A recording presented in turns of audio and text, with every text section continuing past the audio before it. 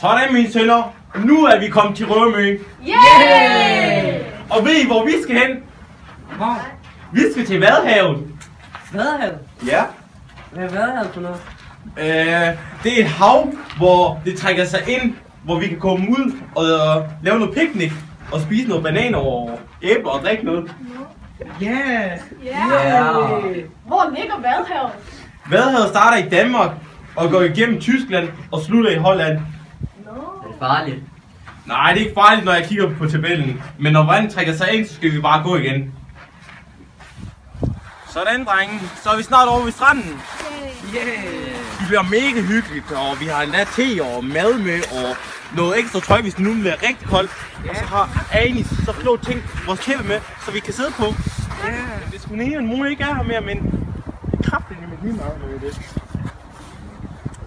Far, Ja. hvad er det, vi venter på? Hvorfor Jamen, kan vi bare gå ud mod? Jamen søn, nu skal jeg lige fortælle dig noget.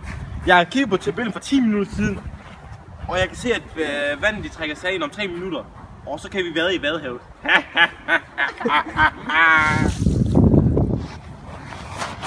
Sådan, drenge, så er vandet på vejen. Og nu skal vi kraftedeme til picnic.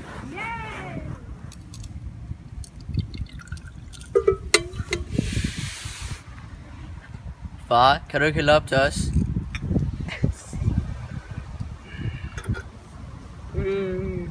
Det er da hyggeligt der, far. Er det ikke? Jo. Mange tak, far. Skal du også have noget, Peter? Ja, tak.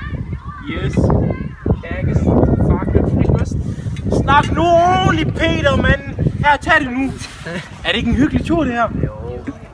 Jeg synes, vi skal gøre det igen. Synes du ikke det? Altså far, jeg ville jo hellere have været til Legoland. Stop nu, det er pis der, min søn. Dreng, jeg har en dårlig nyhed. Vand, det kommer ind nu. Nej!